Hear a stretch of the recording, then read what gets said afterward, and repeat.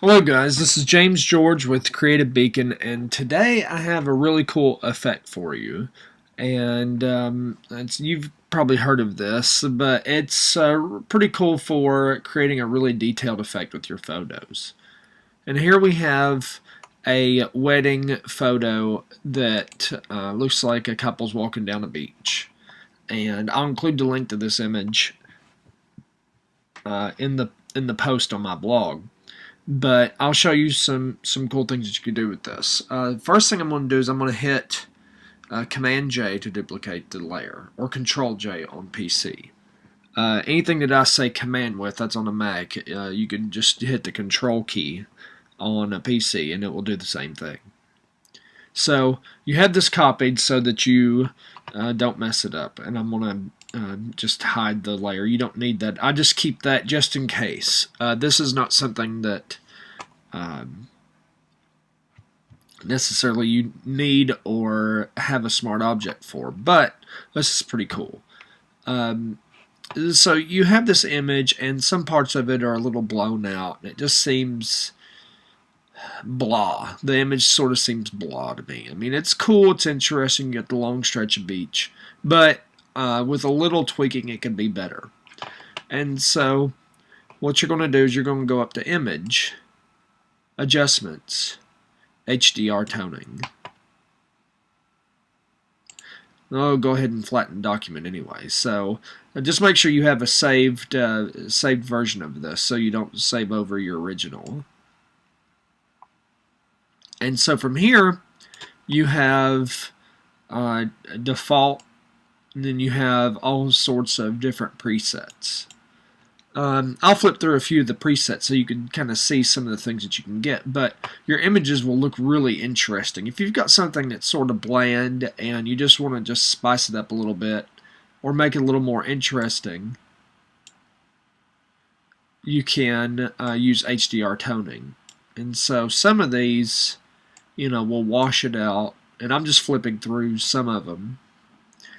Some of them are a little too strong. Some of them, I mean, that's an interesting effect, although it's sort of, you get a haloing, so you might lower it a little bit. You might lower some of the effects a little bit, but, you can play around with that.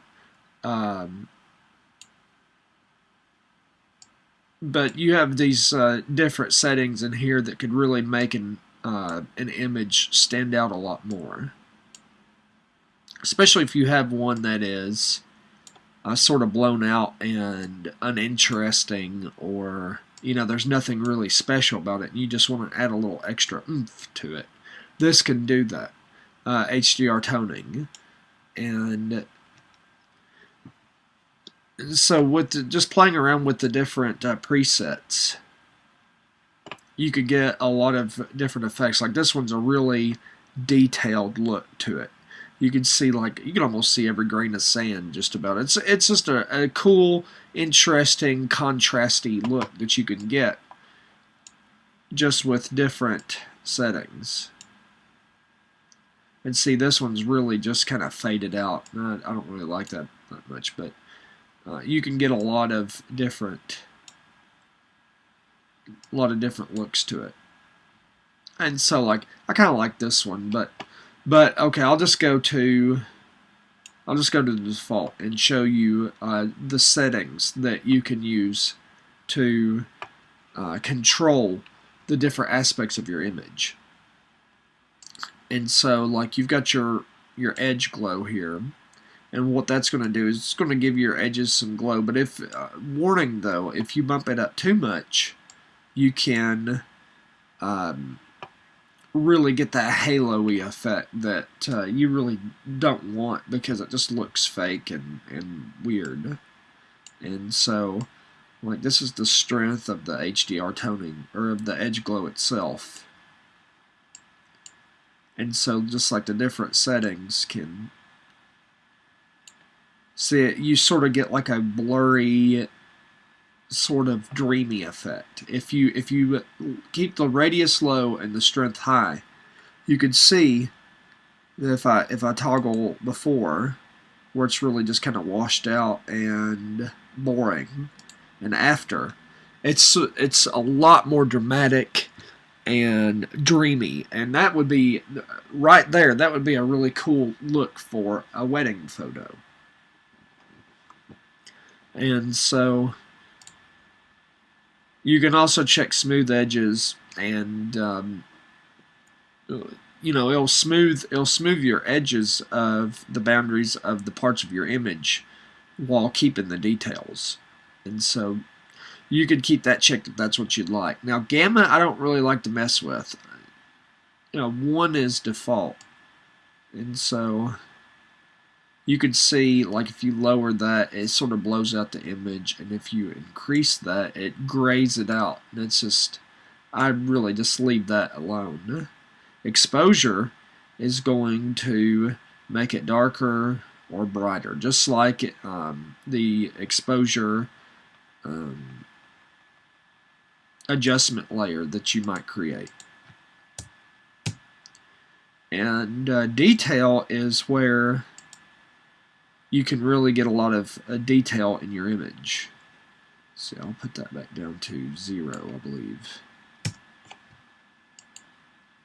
Detail is where you get a lot of detail, and you can really just see every little bit and piece of the image.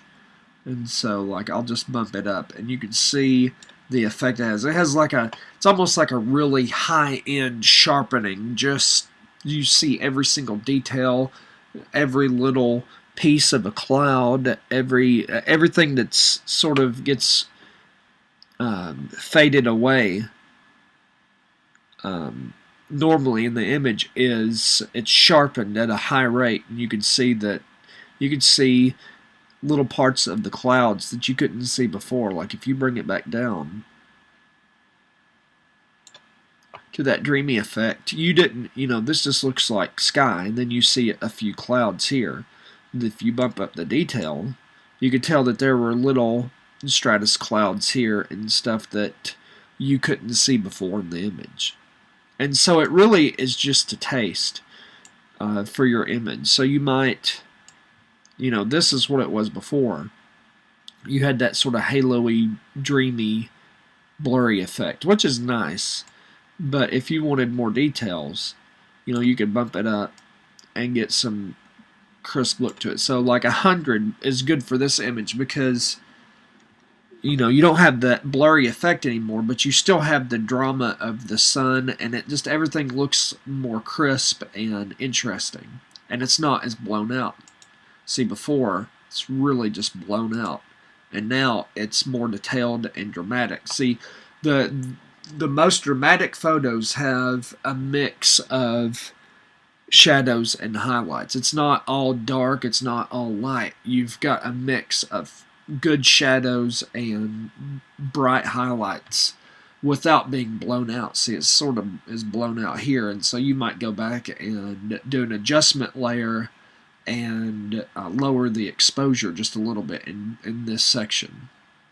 But you also have to think, this is where the sun is. The sun is coming in from this side, so, you know, it might tend to be blown out a little bit, but too much is going to make your image not look that good. And so then you've got advanced, and you can mess with the shadows of your image, and you can increase the detail in the shadows. See how some of the shadows came up. Now if you lower it, you can see how it darkens that edge. The highlight does the same thing. See, it blows out your highlights if you increase it too high. So if you want to lower your highlights and decrease some of the blown out areas, you could do that, but at the same time you lose some of that contrast that you had before. So I'll bring that back to 0.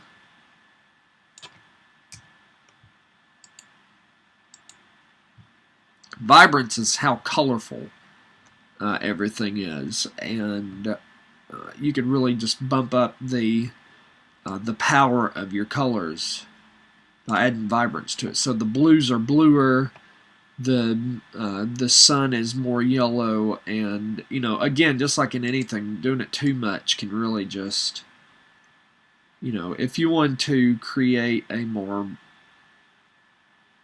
uh, toned down version of the image, which that can be dramatic too. This looks really interesting and sort of just dramatic, and that's an interesting look too. That's a possibility for your images.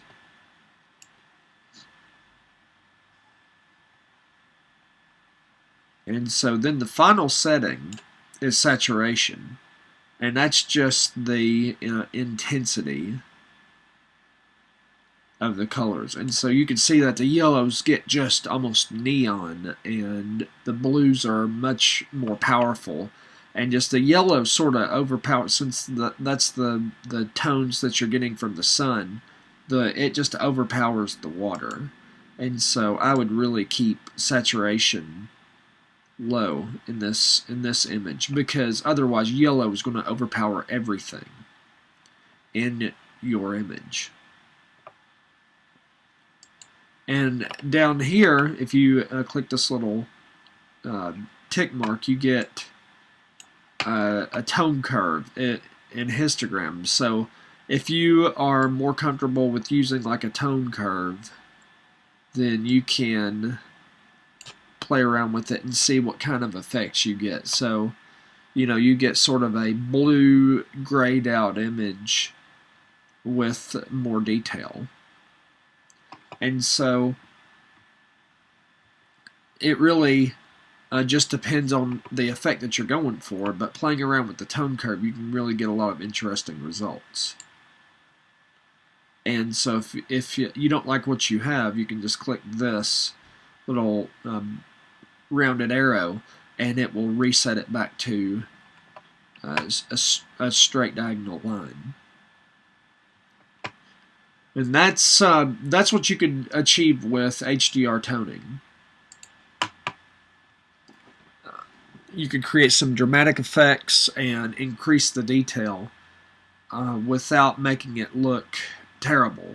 Some people try to go to extremes with the HDR toning and the settings with the detail and everything, but I don't think that's necessary. You just want to do it in a subtle manner that adds more to the drama of the picture, instead of trying to get every little pixel you can in there of detail, because that just ends up just blowing it out. Hope you guys found this interesting. I'm James George, and this is Creative Beacon.